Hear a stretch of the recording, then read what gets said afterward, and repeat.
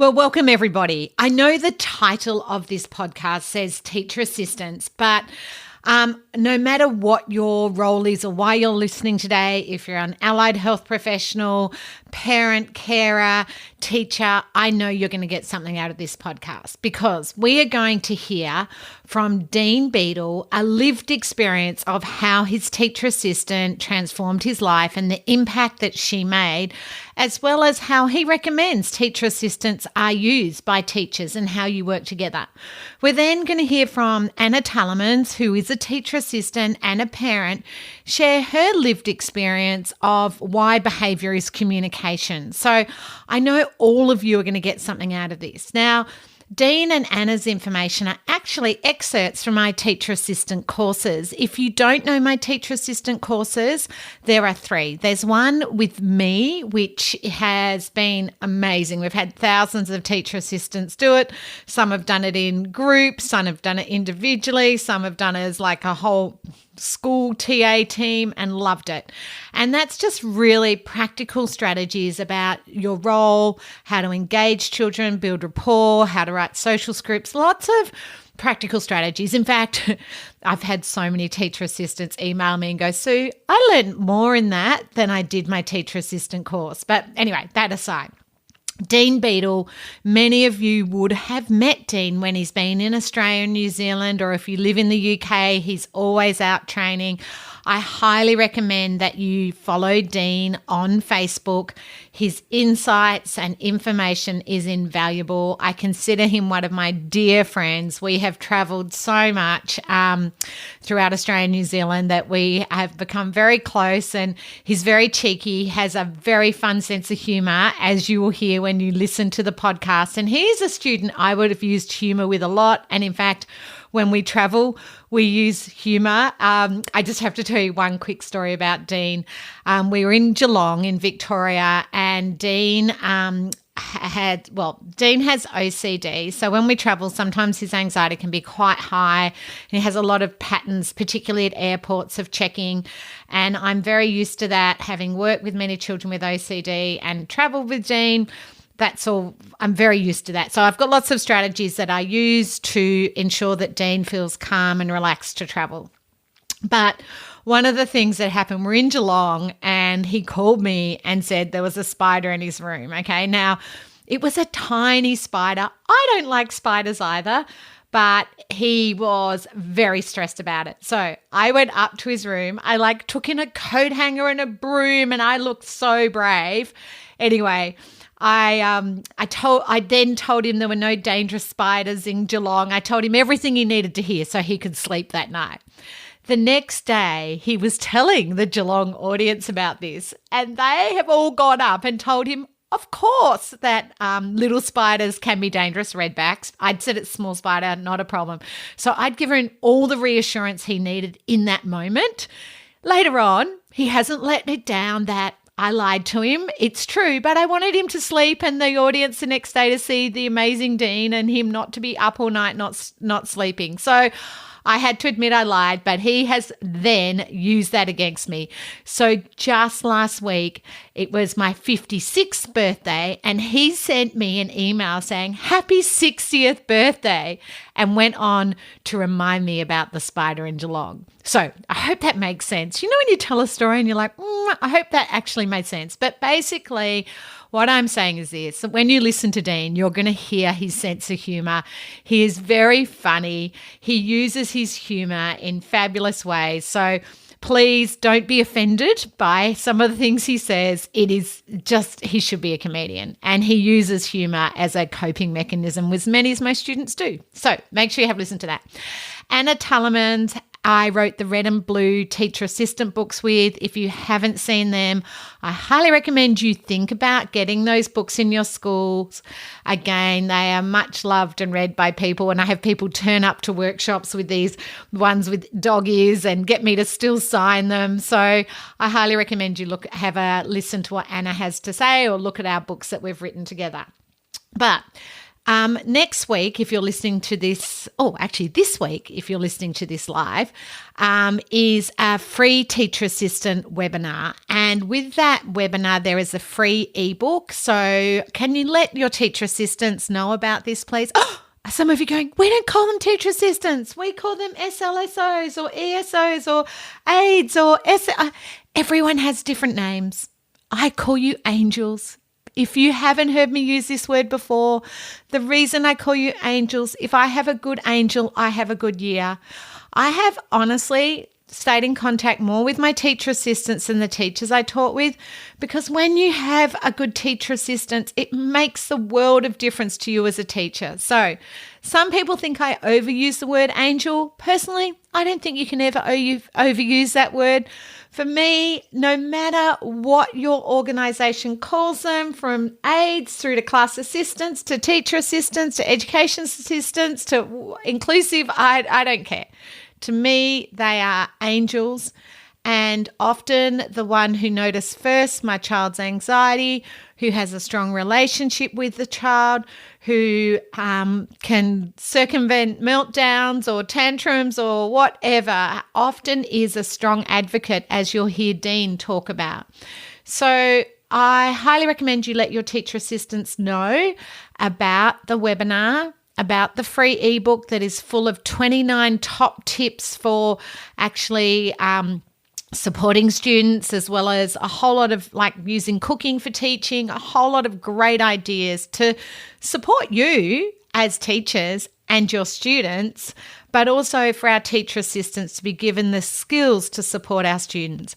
I so often find that teacher assistants aren't released to come to my training days or to join the live virtual days, or have a budget to do online learning. So that's why I try and keep my teacher assistant courses really reasonably priced. They're on special now for $49 Australian. So, I try and keep the price. They're 2 hours, but they're jam-packed with practical strategies. So please, if you are a teacher and have a teacher assistant, please let them know about the webinar, ebook, courses, anything to support our angels, because our angels can't support our kids unless they're supported.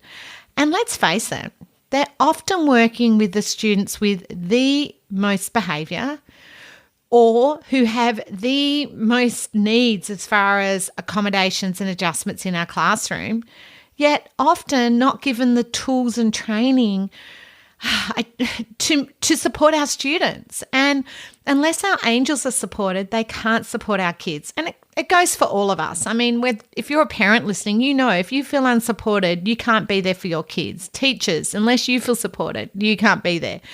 But I think our teacher assistants often are in this very, let's be honest, difficult position, that they're not the teacher. They don't have all the same, not would say rights, but they can't necessarily just take a child off and do something with them. Whereas a teacher, I can make decisions more spontaneously, I guess. They don't always have that. They don't always get invited to meetings with parents. Some schools let them talk to parents, some don't. So let's just face it, some of our teacher assistants are in quite a difficult situation in that what their role is with the student, the family, and teachers. And honestly, let's face it, different teachers have different expectations, and some of our aides are with 2, 3, 4 different teachers a day. So teachers, I highly recommend support your angels by letting them know about the webinar, maybe printing out the ebook for them, or maybe seeing if your school's got a budget to get the red and blue teacher assistant book, or maybe some training. So there's lots of options for you. By the way, teachers who are listening, or parents or teacher assistants, I've got lots of live virtual workshops coming up. Everybody says they love the live virtual because you can watch it from home. So you can have a work from home day, put on a load of washing while you're learning, or do some cooking while you're learning. There's full days or 2 afternoons. There's lots of options to support your learning. But everyone says they love that, or live virtual at school, but you're available if you're needed, because everyone's telling me how hard it is to get relief time and find release teachers. I think we're 8,000 teaching positions are unfilled in Australia at the moment. I mean, 8,000 teaching positions. So we can't fill our teaching positions, let alone cover teachers if they're sick.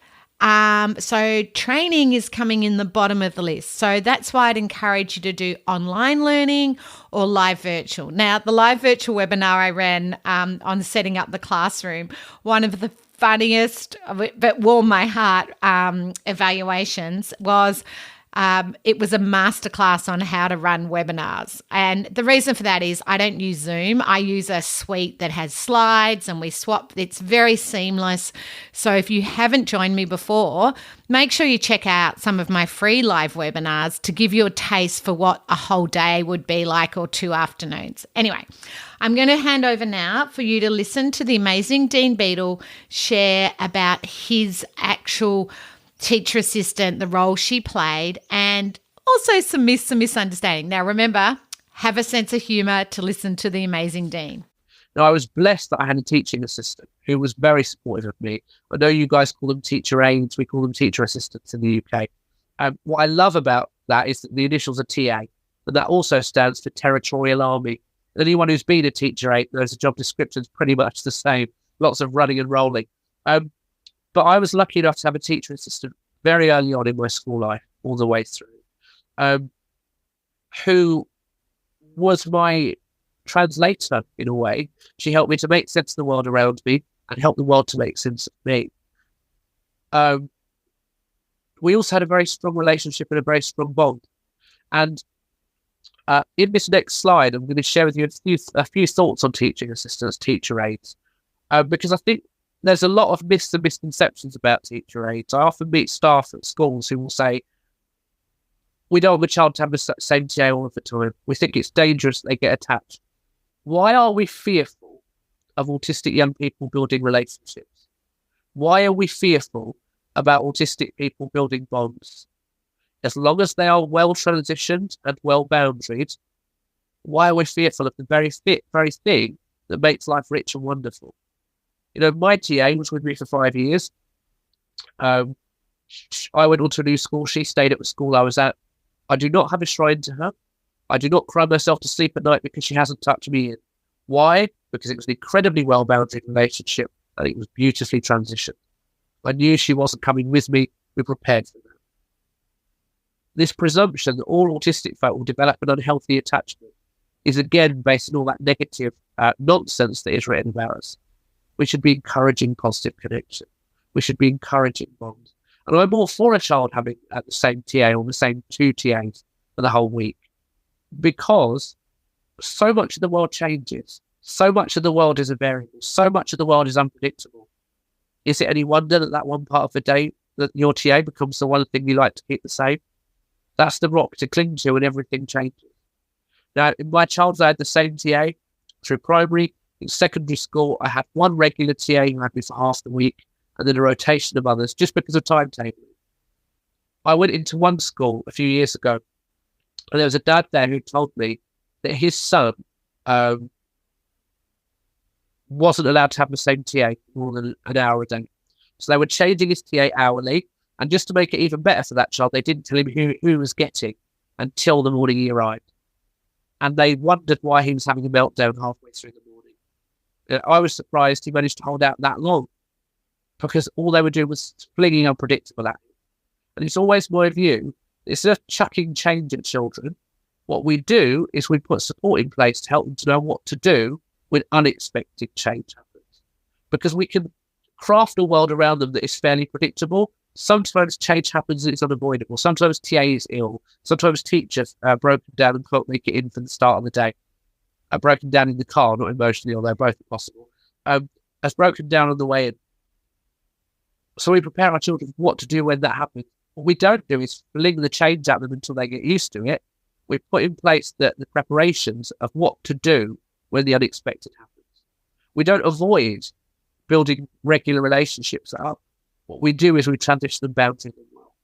Really important. But this assumption that we'll all build unhealthy dependencies, I think, is harmful. Having the same TA for me gave me some familiarity in amongst all the change. The teacher aide is often a huge well of knowledge about the child. And I go into a lot of schools where I see power battles between teachers and teacher aides. neither realising that both are there to help the other one. It is not the TA's job to teach that child, and they're not there to replace teacher. I've seen too many examples where the teacher will just hand the work to the teacher aide and say, off you go.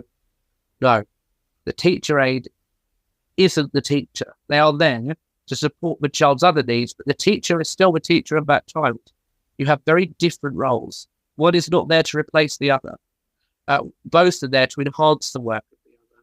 And what worked best for me was when teachers and TAs were working together towards the common goal. I was lucky in my primary school, and I realised I was very fortunate that I was in a class where there was a large proportion of children with additional needs. So there happened to be a group of deaf children attached to our class who brought with them a teacher and a teaching assistant. I had my teaching assistant, we had our main class teacher, and then we had, I think, a rotation of 2 other teacher aides. So in this mainstream primary, we were lucky to have about 5 or 6 adults in the room at any given time. And my year 3 teacher once said to me, what was good about that, Dean, is that when I got sick of you, there were 5 others to take over. Lovely, kind, touched. But she was right. The team teaching created community. It meant I had positive relationships. But my key adult was my teaching assistant. And that politics, I often see teachers and teacher aides having a tug of war over what's right for the child. And in the middle of all this is the child whose needs still aren't being met. Who does it benefit? There will be times as a teacher aide where you have spent the whole morning trying to reduce a child's anxiety. And then magically, a teacher will come over and say one sentence and the anxiety dissipates. And you will want to murder that teacher. You'll want to put your hands around their throat and squeeze until they smile. Because the frustration is huge because you wanted to fix it. But let's think about it. What's the desired outcome? Is the desired outcome, oh, hurrah, I'm the hero of the hour, I reduce the child's anxiety? Or is the desired outcome, one of us reduce the child's anxiety? Some days it just can't be you. Some days it might be tone of voice. Some days it might be that you're too close and they need an outsider to reassure them. Some days it might be that you're saying all the right things, but it just isn't being processed. We have to leave our ego at the door. And I say this to teachers all the time. We have to leave our ego in the doorway. It isn't about us being the one that saves the day. It's about collectively working towards the same goal and realising some days all the things you're doing are spot on, but they're not going to work for the child. And there might be another adult, maybe their teacher aide, maybe a TA from the class, maybe a teacher that just pops in and says a few words whilst dropping in off a note, whatever. It's realising that on those days, it's your job to support the person who can get through to the child. Your knowledge is still valuable, just some days it won't be you. And it's about leaving that professional jealousy out of it. Often our teacher aides have the most creative ideas, but they're often overlooked because our teacher aides are not seen as educational professionals. They're not listened to. They're certainly not paid enough. They're not treated as professionals with a knowledge base. Ignore the knowledge of your teacher aides at your peril. They know more about the child they work with than anybody else in the building. Listen to them. That's knowledge that's there, ready and waiting for you teachers out there. Make use of it. It's also not the job of the TA to differentiate. That is still the teacher's job. The TA can support the teacher in how to do that. But as I say, the teacher is still the teacher of that class. And it's about reflecting on that creativity and valuing the creativity that the teacher uses, teaching assistant uses, teacher aide. An example of this, I was working with a TA who was working with a teenager who was very anxious about English, found English really difficult, struggled with Shakespeare, loved Lego.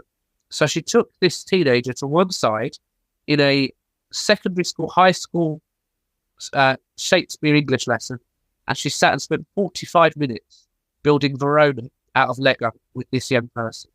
And there'll be some people saying, well, that's just playtime. That's a waste of education time. No. That teacher aide knew that child well enough to know that if they focused on the thing that brought her joy, if they built Verona out of Lego so she could see it, so she could experience it, so she could map it in the Lego, she'd be able to write about it. And sure as it is, immediately the child then went off and did 4 pages on Shakespeare, on Romeo and Juliet. She knew that they needed to start with what was safe for the child and move across. What also worked for me in secondary school is when I got to secondary school, kids were asking me questions I didn't have the answers to. They were saying to me, why have you got a teaching assistant? And I didn't really fully know at that stage why I had a teaching assistant. I knew they were asking me in a sort of judgmental way. So what helped me is that my TA would often sit at the back of the room. And we had a little signal system where I'd scratch my head or tap or scratch the top of my head. And she would come and check on me. But she would stop off at other kids on the way. So she made it look like she was there for all of us. And what that did is it took some of that intense focus off of me. And that worked really well in my situation. I also think there is a real power in helping the other children realise that having a TA in the class is to their benefit. So my teacher aide would support me and the children with me. She would then explain to me how to do a certain maths equation. And then when a child came to her and said, how do I do this? She would say, Dean knows how to do it. Dean will show you. So what she was doing was facilitating positive social connections. And for children that were wary of me, children that didn't really understand me, children that avoided me, what it did is it gave us moments of positive social connection. You know, one of the biggest myths about teaching assistants is that they're a barrier between the child and the other children, or they're a barrier between the child and the teacher. Good teacher aid practice is the opposite of that. They're constantly facilitating, supporting. I also think there's something important to be said about empowering teenagers to have a say in how they use their teacher aid time. So when I got to secondary school, high school, about halfway through, at the age of about 14, in the UK, at the age of 14, you start doing your final exams. We call them GCSEs. I think you call them HSCs. It might be something else in Australia now. But you start doing your final exams at 14. You pick the choices of things that you want to study. And at that age, I remember thinking, I want to see if I can cope without a teacher aide.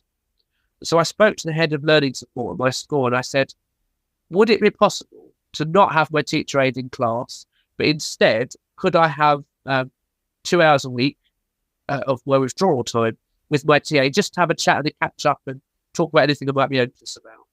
And they were quite happy to do that. They maintained the legal documentation so that my hours were secure.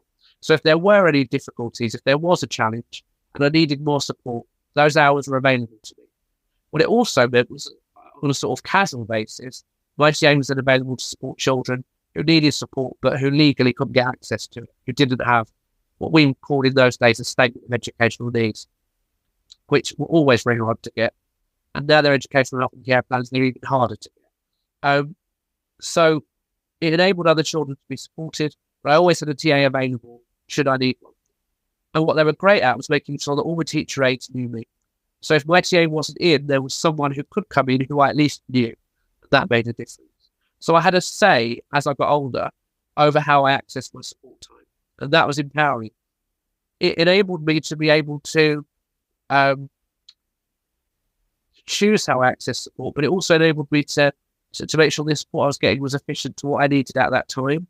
It also meant that I could spread my wings a little bit. It meant that I could feel a little bit more independent. And those were positive things too as I got older. So I think it's important that we empower young people to have a say in how they use their TA time. An important point to make is that very often we'll withdraw a child from a class to take them off and do extra English, or take them off for nurture time, or take them off to, I hate the phrase, but social skills groups and all of those kinds of things. What I would say, I heard this on a podcast recently, the wonderful Carol Allen, who does a lot of work around IT and assistive technology, supporting autistic young people. And she was saying very often she'll see schools running groups, often run by teacher aides, who will take the child out of class. And very often they will pick the class that the child is doing okay in. They'll say, oh, well, but they're doing really well in English, so we can take them out of that. No. Why would you take them out of the one bit of the week that goes okay? That's the bit you protect with all of your life force. Take them out of some of the bits of the week that cause them distress. You know, too often we see children withdrawn from lessons that they actually, maybe the only ones in the week that they actually engage with. So pick carefully. If you're doing those withdrawal times, never take the child out of a class that they actually thrive in. Well, I hope you enjoyed Dean as much as I do and found his sense of humour just divine. There's some great tips in there, particularly if you're working in secondary. But I think so much of what Dean talked about is such good reminders about how teacher assistants do play such an important role in our schools. And for someone like Dean, who really explains how important his teacher assistants were for him over the years. I really like how he talked about in secondary actually finding out how the students want to be supported. I know when I worked in a base room, that idea of having a signal, I often got the student to put a red pen out on the table. Or I've always talked to other students first when I go into classrooms now in my consulting role. I never go straight up to the students I'm there to see. I think that's really, really helpful advice. Now, we're going to have Anna Tullerman share now how behaviours communication. You'll hear me talk to. The behaviour course is Anna and myself both sharing insights and understanding. I should have said before, all the teacher assistant courses are just 2 hours. They're jam-packed with tips and strategies. So you just heard like 10 minutes of the Dean course. And this is like 10 minutes on how behaviours communication. I'd love you to join us for the courses. Don't forget to pass this on to anyone who might find it helpful. So if we're looking at behaviour, which is what we're going to be concentrating on today, we have to start thinking about what behaviour means. And we have to start thinking that behaviour is a second language. It's another way of telling you what I'm feeling. I want you to think about how you convey your wants, your feelings, and your needs. What are the things that you use? Okay, so we use things like facial expression. We use our tone of voice. We use our hand gestures. We use quite a number of different things when it comes to behaviour. Even just our attitude and the way that we're talking just shows people what we're thinking and how we're feeling about a subject. However, when we're looking at a lot of these kids with students with a diagnosis, a lot of them don't have the facial expressions. They don't have a tone of voice. They have limited hand gestures. They have limited ways of actually helping you understand what they're feeling. So what they're doing is they're doing a behaviour because they've learnt that if they do a behaviour, you're going to come and help them. You're going to come and do something for them to help them get past that particular behaviour. So if we look at behaviour, it can be caused by some of those sensory issues. It can be because they have limited communication skills and because they don't have ways of expressing themselves, because they can't use all of those things that we use. What we have to remember is that behaviour always serves a purpose. It's always a reaction to something that's happening in the environment around them, but it can always be changed. Once we help them understand what behaviour looks like, what their feelings are inside, how they can get rid of those feelings, we're going to see lots of changes in behaviour. The real issue, though, of course, is because behaviour is like having 7 different dialects. If you've got 7 different kids that have a diagnosis, just pretend that you're going to Italy and you've learned Italian, okay, and you've learned Roman Italian, but you're actually going up to Venice. Now, up in Venice, they actually speak a different dialect, or if you're going down to Sicily, they're speaking a different dialect as well, which just means that some of what you're saying is not going to be understood. And this is exactly what we see with behaviour. We have all of these different dialects. We need to see what is the dialect that that particular child is using to help him understand himself. So if we understand what behaviours he's doing to express an emotion, then we're going to be able to help him understand that behaviour. And we're going to talk a lot more about that as we're going along. Now, I'm really sorry, but I keep saying he quite often. And that's just because of my son, Daniel. I've worked with him for so many years that I just constantly say he. I do mean they, because we do have girls and boys with lots of different diagnoses. So please excuse me if I just say he. Look, we're going back to generalisation and adaptability. It's a very important part because sometimes we get very frustrated because we've taught them a skill and the skill is then not transferred to somewhere else or to a different classroom or out into the playground. So we just need to remember that because they are visual learners, whatever they're learning is what they're taking in. So whatever they're seeing around them is what they're what they're seeing and what they're being taught. So whenever they go somewhere else, it has to be a very similar situation for them to be able to use that same skill. Now, can I talk about it as a parent? I found this really difficult because I taught my son how to use a knife and a fork at home. And we always sat in the same place and we always had the same table, the same tablecloth, etc., etc. And he always had his seat. He always wanted that seat. And that was because he knew how to use his knife and fork. But as soon as we went to visit my mother-in-law or his other grandmother, we found it really, really hard because he didn't know how to use his knife and fork anymore. And that was because we needed to put it in the context that, okay, you've actually learnt this skill before. This is how we did it at home, and this is how we do it at Nona's place or at Grandma's house. This is how we do that same skill. And it's the same in a classroom. If we're teaching them how to be still on a chair, just because they can do it in Mrs. Smith's class doesn't mean that they can do it in Mr. Jones's class, because Mr. Jones's class may actually not allow water bottles on the table, but Mrs. Smith does. And so visually, the room looks different already and in his or her immediate surrounds. So we always need to make sure that we put it into context for them. Where have I used this skill before? How am I going to use it? And how is it different from where I learnt it? What are the differences that I'm going to be able to see? Show them what to do. So if we go back to that, this is how we use the knife and a fork. This is how we did it at home, but this is also how we do it over at Nona's house. So when we're in Mrs. Smith's class, we have the water bottle here and we can still pick up our pen and paper and write. And when we go to Mr. Jones's class, the water bottle is not there, but we can still pick up our pen and our paper and start writing. So sometimes we need to be really, really explicit with our instructions. And that can be really frustrating for us as teacher aides because we have this amount of time to spend with this child and we have an awful amount of stuff that we've got to get done. And we'll talk a little bit more about that in just a moment. It's about that not being able to do some work today that they could do yesterday. Thanks, Anna, for sharing about that. I think as both a teacher and a teacher aide, this is what's so frustrating because you go, why do I have to teach this child in every situation? I've already taught them how to do that. Why can't they sit in that chair?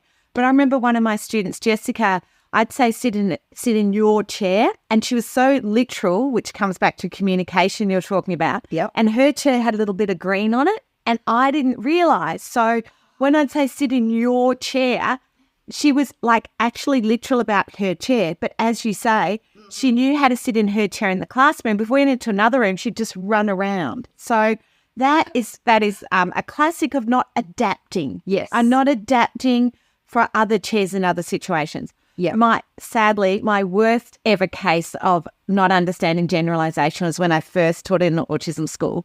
So I had a beautiful student called James. Funny, I ended up calling my own son James because I love this little boy so much. I just adored him. He was one of my first students. And any of you who have worked with children know there are some names you mightn't call your children, but in this case, I called my own son James because I love this James. Anyway, and his mum was just fantastic. But one of our biggest struggles was he didn't like other people doing up his shoelaces. He wanted to control he was very OCD about his shoelaces. So sounds silly, but his mum's goal on the IEP was to do his own shoelaces. Yep. Good plan. So I spent hours and hours, because it's a fine motor skill. It's really hard. Hours teaching him to tie his shoelaces. I rang his mum. Back in the day, we used to ring and not text and go, guess what? He can tie his shoelaces. She rang me the next morning and goes, he has no idea. He just sat there, literally like hands or lip, like looking, had no idea. Turns out I had taught him to tie his shoelaces behind with the carpet in the classroom behind it. That visual of our green school classroom. So he couldn't do it on the tiles at home. He couldn't do it in his own classroom and bedroom. And I'm really embarrassed to say I had over-taught it. And so what I had to do, I had to get a piece of old carpet square of the same green carpet. And if we rolled that out, he could actually do his shoes up. Now, that isn't ideal. What I should have done is taught him to tie his shoelace in a range of settings, but I had over-taught that skill. So that is, I know this sounds crazy, but that is that adaptability and generalization. And that's where we get so much behavior because we assume the child knows what to do. Yes. And here was me ringing James Smell like, yay, he can do it. And he couldn't. Okay. So that is a classic case of generalization. Now, my adaptability one is a little bit embarrassing, but here it is. I taught a student called Andrew, and I had come from mainstream schools to a specialist school. And one of the goals was to teach the children to write their names. Good goal. First, he's 5 years old, write their name. Great. So being a junior primary school teacher, because I first started in South Australia, so for 5-year-olds, I went home and wrote Andrew's name out with the dots. Andrew joined the dots together, write his name. But I taught him for a whole year, and for that whole year, he would put the dots and then join the dots to write his name. He never wrote it like that. So now, if you were teaching writing, you don't join the dots. He thought that's how you wrote. And that's the adaptability, he could not undo that learning. No. And that was how I taught him to write his name. So that's how he was going to write his name with me. And it was so embarrassing because he'd sit there and make me all these beautiful dots and then join the dots. And it was taking so long. Exactly. And so, I guess I want to say that sometimes you don't know you're teaching the wrong things. And like Anna with the cutlery, sometimes bizarre things happen. And you're like, how did I teach that child that? And as I say, that's what's so frustrating. That sometimes we want to climb in the kid's head and be like, why are you still doing that? But I think he just really enjoyed it. So now when I'm teaching handwriting, I always use like the bubble writing and the child writes within the line. So not... That's a much better idea. Or hand over hand. But I learned a lot from Andrew. So that is a classic case of generalization and adaptability. And I'm hoping that you can actually step back and look around. Where is this child struggling to move learning from one place to another, home to school? I mean, I can see why it used to be called childhood schizophrenia. Children can be very different, and I hate that term, but some children have different accents, some children are selective mute, some children are chat to you and not chat to this, this is that adaptability. It is, very much so. Yeah. I hope you found the insights from Anna and myself around behaviour interesting, and building that on Dean's lived experience. So I always think when you have a teacher, a parent, a lived experience, a teacher assistant in Anna as well, that when we put all of that together, we can work together, because it takes a community to raise a neurodiverse child. And when we have in that community, from the lived experience to a parent or carer and a teacher, I really think that makes a world of difference. I hope that you're inspired to maybe do one of the teacher assistant courses.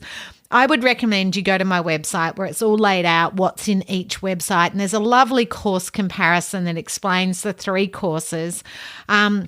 If you're listening to this at the time, they're on sale at the moment. So instead of being $99 each, they're $49 each. So they're half price pretty much.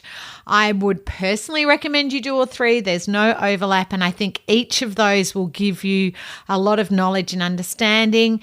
And teachers, please let our teacher assistants know that there is a free webinar, a free ebook, and plus some opportunities to learn online, some practical tips and strategies to put in place to support their beautiful students. So thank you for listening, and I really hope I get to see some of you at my live virtual workshops.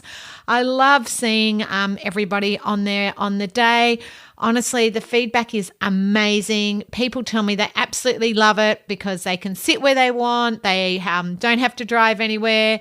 They don't have to, find car parking. They can learn from home or they can learn from school. Lots of schools do it as a team. Up to you. But I highly recommend you look at doing live virtual workshops this year, or if you prefer online on demand, that's available too. I hope you've got some great tips and strategies to make a difference. Remember, strategies wear out and not every strategy works for everybody.